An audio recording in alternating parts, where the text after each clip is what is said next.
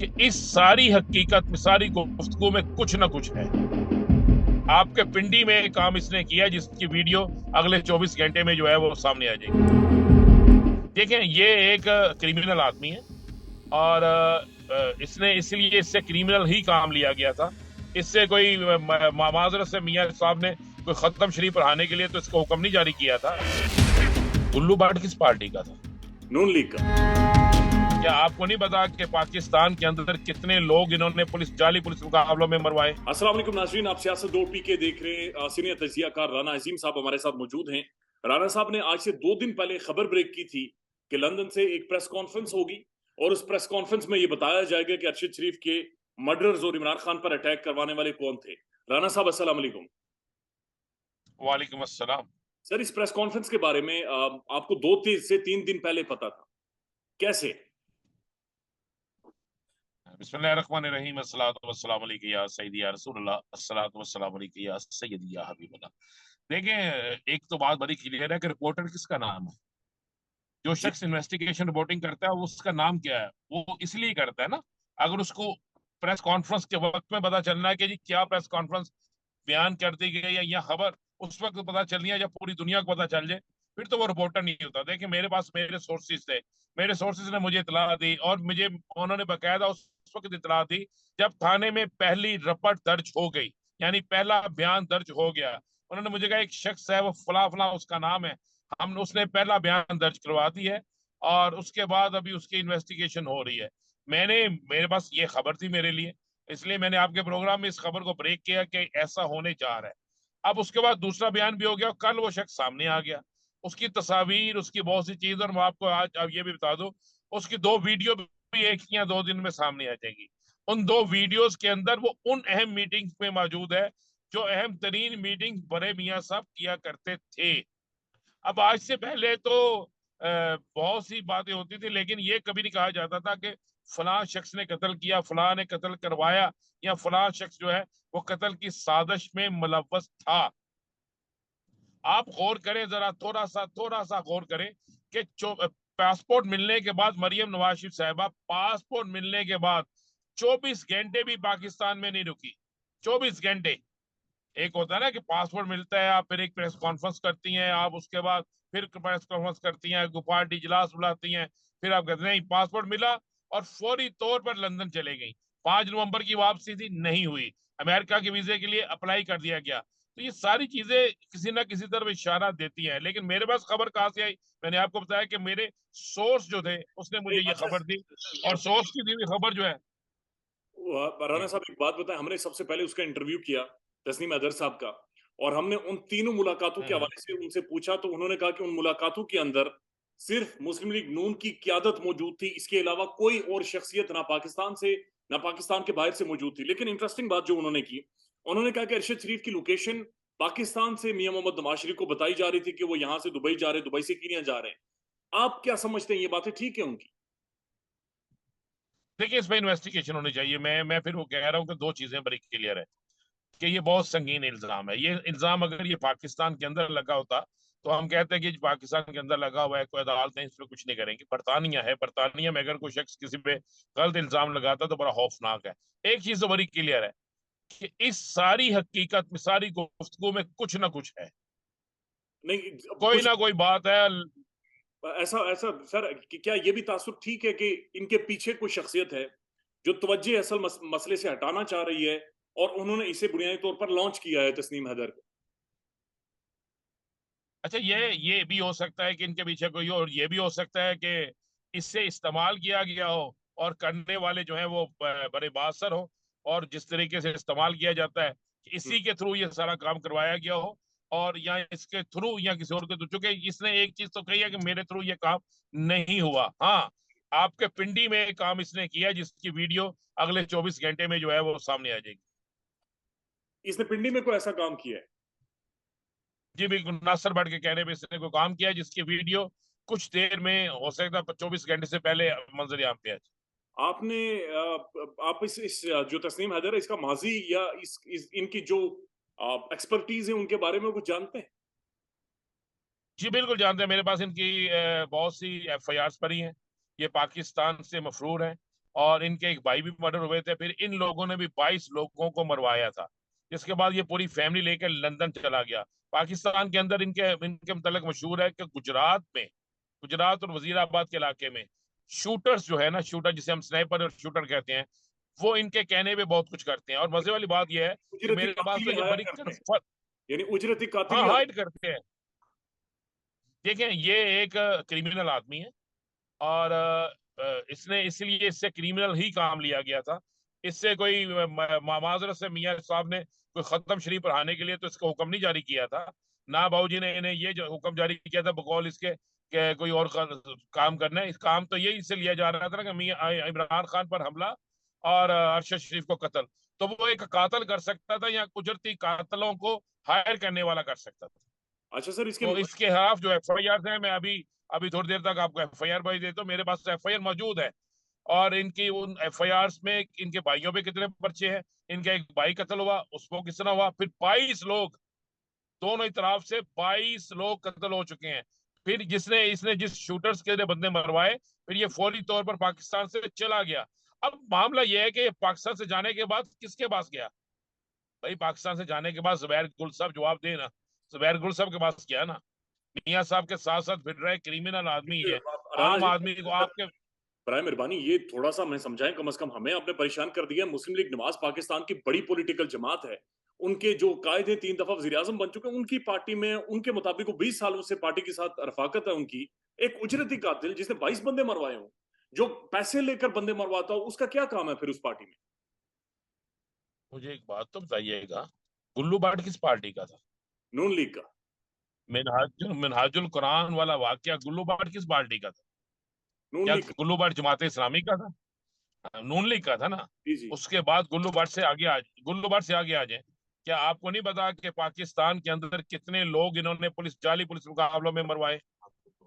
आबद boxer के इंकशाफात आप भूल गए? वो किस पार्ट उसने कहा था? उसके बाद राना सनाउल्लाह पे आबद शेर अली के वालद के इल्जाम आप भूल गए? राना सनाउल्लाह साहब किस सियासी जमात में है? फिर एक हिस्सा भी इंस्पेक्टर के बयान आप भूल गए कि जो फैसलाबाद में लगा हुआ, जिसने कहा था राना सनाउल्लाह साहब ने मुझसे फला फला फला फला बंदे मरवाए थे।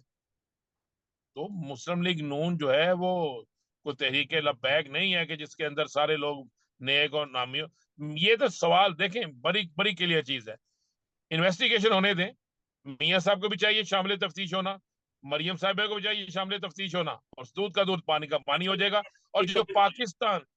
एक कमेंट कीजिएगा सर, जब तस्नीम अदर साहब का इंटरव्यू किया और हमने उनसे पूछा कि जो मुलाकातें हुई हैं, क्या उनके अंदर कुछ किसी ना किसी इदारे का, इंटरनेशनल या पाकिस्तान के अंदर किसी का इनपुट मौजूद था, तो उन्होंने कैटेगोरिकली मना किया कि नहीं, ना तो उन मुलाकातों में, ना टेलीफोन पर, ना फिजिकली प्रेजेंस किसी भी इदारे की या किसी भी शख्सियत की मौजूदगी नहीं थी। देखिए, हम भी किसी जगह ये नहीं कह रहे कि पाकिस्तान में किसी की शख्सियत की मौजूदगी या उसका शामिल था। देखिए, हम जो काम करवाते हैं उनके तरीकेकार बड़े मुख्तलिफ होते हैं। मैं भी इन्वेस्टिगेशन करता हूँ, रिपोर्टिंग करता हूँ, इन्वेस्टिगेटिव रिपोर्टिंग करता हूँ। तरीकेकार उनके बड़े मुख्तलिफ होते हैं। वो कौन थे, वो हाँ। किसने करवाया, गैर मुल्की थे, हमारे मुल्क के थे, कौन थे कौन नहीं थे? कोई ना कोई तो था ना जिसके जिसकी पर्दादारी है। ये कुछ चीजें निकल आएंगी। आपने इंटरव्यू की है उसका पूरे पूरे इंकशाफात के बाद। मैंने इंटरव्यू उससे बाद गुफ्तगू की है इंकशाफात से पहले। ठीक है, बड़ा फर्क बड़ा है ना। आपको जो बताया गया वो इंकशाफात के बाद बताया गया है। मुझे जो बताया गया वो इंकशाफात से पहले बताया गया है। और जिस दिन मैंने पहली गुफ्तगू की थी उसके बाद मैंने उसके घर की तस्वीर, वो कहाँ का रहने वाला था, उसके वालिद साहब क्या करते थे, मैंने सारा रिकॉर्ड असर कर लिया था। इसलिए कि मुझे पता था मैंने मैंने भी व्लॉग करना है, मैंने भी कुछ ना कुछ चीजें ब्रेक करनी है। तो ये चीजें तो थी। अच्छा नहीं सर, इंकशाफ से पहले के इंटरव्यू और बाद के इंटरव्यू में आप समझते हैं कि फर्क है, स्टेटमेंट्स का, बयानात का फर्क है? कुछ चीजें ना किस्तों में आती हैं। वक्त का इंतजार करें ना, सारी चीजें एक दिन बयान कर देगा वो तो फिर आगे उसे कौन पूछेगा? सर, लंदन के कानून की हम मिसाल देते हैं, मुस्लिम लीग नून कह रही है हम इसे सू करेंगे, हमारा इसके साथ कोई ताल्लुक ही नहीं है, और ये इनके बकौल ये अभी पुलिस तक किया क्यों नहीं? अपनी स्टेटमेंट जमा करवा चुके हैं, तो ये कानूनी मुआज वहां पर शुरू हो जाएगा इस चीज के ऊपर। ये बड़ा एक अहम तरीन केस है। शुरू हो जाएगा नहीं, शुरू हो गया हुआ है। अच्छा, दो चीजें शुरू होगी। मेरी रात को सरफराज चीमा साहब से जब बात हुई, एक तो पाकिस्तान की जो पाकिस्तान के अंदर जो एक इन्वेस्टिगेशन टीम बनी हुई है, इमरान खान पर हमले की। एक तो उसने, मैं आपको बता दूं, रात का इसका बयान रिकॉर्ड कर लिया, ऑन कैमरा बयान रात का रिकॉर्ड हो चुका है, नंबर एक।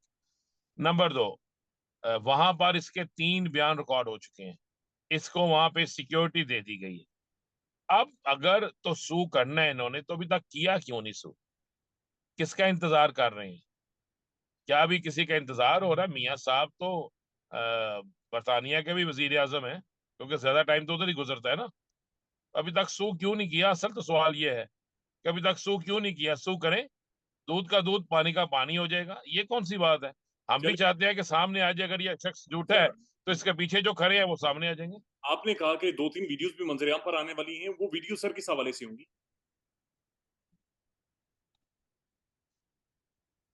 एक वीडियो वो होगी जो मंजर आम पे आने वाली है, जिसमें ये बैठा हुआ है और ये उस मीटिंग में बैठा है जो अहम तरीन मीटिंग है, और उस मीटिंग में कुछ पाकिस्तान से आए 2 या 3 वज़रा भी बैठे हुए हैं। ठीक है, वो मीटिंग की फुटेज आपको सामने आ जाएगी, चंद दिनों में आ जाए, चंद घंटों में आ जाए, वो आ जाएगी आपके सामने। अच्छा सर, एक ये और चीज। आपको मैं मुसद्दका बात कह रहा हूँ, जी जी जी जी सर। मैं आपको ये मुसद्दका चीजें बता रहा हूँ, आपके सामने आ जाएगी। अच्छा सर, ये बताएं कि अब मुझे बताएं, अगर ये साबित हो जाता है, मैं एक बात करता हूँ, अगर ये साबित हो जाता है कि हम्म, वाकई कोई ऐसी बात हुई है, मरवाया किसी और ने है, अगर कोई ऐसी प्लानिंग भी हुई है, तो फिर मुझे बताएं कि पाकिस्तान का 3 दफा वजीर आजम रहने वाला शख्स और मौजूदा वजीर आजम और अहम तरीन जुम्मेदारान वहां जाके जो मशवरे करते थे, फिर उसके बाद पाकिस्तान की जो सालमियत है वो कहाँ पे खड़ी है? उसके बाद सर तो फिर फिर क्या ये लोग ये भी डिस्कस होगा कि पाकिस्तान सुप्रीम की कोर्ट ने सालमियत सिलसिले कहाँ पे? माफिया और गॉडफादर किसी जिमरे में कहा था, किसी बैकग्राउंड, किसी समझ के साथ कहा था। तो फिर आप अंदाजा लगा लेना गॉड फादर कितना कैसा आदमी है, कि वो वहां पे बैठ के आपके पाकिस्तान के अहम तरीन फैसले करता है। वो जी वहां पर बैठ कर, अगर एक शख्स वहां बैठकर गैर मुल्की उन लोगों से मिल सकता है, खुफिया एजेंसियों के लोगों से मिल सकता है जो पाकिस्तान के खिलाफ प्रोपेगेंडा करती हैं, दहशतगर्दी करती हैं, तो फिर ये तो मामला ही बिल्कुल छोटा सा था। सर, ये 26 को इमरान खान साहब क्या सरप्राइज देने वाले? मेरा ख्याल है 26 से पहले सरप्राइज मिल जाएगा। और क्या ये खबर दुरुस्त है कि जो आर्मी चीफ की तकर्री है उसकी समरी शहबाज शरीफ साहब को भेज दी गई है? मेरा ख्याल है समरी उससे भी आगे चले गई। शहबाज शरीफ साहब से आगे किधर जाना था सर? ईवान सदर जानिए। ऐवान सदर। अच्छा, ऐवान सदर चली गई। और सर ये भी बताएं कि जो जनरल साहब हैं, जनरल बाजवा साहब, chief of the army staff, वो काफी ज्यादा अंडर अटैक है। सोशल मीडिया के ऊपर देखें, ट्विटर के ऊपर देखें, बहुत सारे लोग जाहिर है कुछ तहफुजात का, ये कुछ गिले शिकवे कर रहे हैं। इस चीज को आप कैसे देख रहे हैं? ये बढ़ेंगे जब उनकी रिटायरमेंट हो जाएगी, या यहाँ यहीं पर ही बात रुक जाएगी उनकी रिटायरमेंट के बाद? मैं आपको एक बात बताऊं कि अगर पाक फौज ने, हमारी फौज है और हमें सबसे ज्यादा एहतराम भी इसका है, कि वो फौज होगी तो हमारा मुल्क का तमाम मामला दुरुस्त होंगे। फौरी तौर पे इलेक्शन का ऐलान हो जाए तो आपको बहुत सी चीजें जो है ना वो रुकती हुई नजर आ जाएंगी। अगर फौरी इलेक्शन का ऐलान ना हुआ तो फिर बहुत सी चीजें जो है ना वो इसी तरह सोशल मीडिया पे चलती रहेंगी। लेकिन मैं समझता हूँ कि हमें हमें एहतियात करनी चाहिए। हमें अपने मुल्क के सिपा सलार, चाहे वो रिटायर्ड हो के या मौजूदा हो, उनके मुतल्लक सोशल मीडिया पे बात करने से गुरेज करना चाहिए। इससे गिले बड़े लोगों के दिलों में है, लेकिन ये आप ज़हन में रखिएगा कि गैर मुल्की एजेंडा जो है ना, वो प्रोपोगंडा जो है, सॉरी एजेंडा हो गया, प्रोपोगंडा, वो इन चीजों को उठाता बहुत है। सर वैसे अभी अभी एक स्टेटमेंट आई है, और मैं आपके सामने पढ़ देता हूँ, ख्वाजा आसिफ साहब की है। आर्मी चीफ की तकर्री से मुतालिक समरी कल आएगी, समरी आएगी तो नामों पर मुशावरत होगी। यानी समरी ही नहीं आई अभी तक। मेरे पास इतना ये है कि समरी आ गई हुई है और समरी फाइनल भी हो गई है। फाइनल हो गई है। ये फाइनल हो और सर ये जो स्पेकुलेशन चल रही है कि उसमें जनरल मुनीर साहब का, आसिम मुनीर साहब का नाम नहीं है, क्या ये कोई इतला दुरुस्त है या वैसी ही खबर छोड़ी गई है? देखिए, इस मामले में मैं आपको बिल्कुल दुरुस्त खबर देता हूँ कि मुझे बिल्कुल इल्म नहीं है कौन है कौन नहीं। ठीक है, मुझे बहुत जिस शुक्रिया। बात का जितना इल्म है मैं वो बात कर रहा हूँ। राणा साहब बहुत शुक्रिया सर। जितना मुझे इल्म है मैं वो कर रहा हूँ। थैंक जी, you. Thank you sir, thank you so much.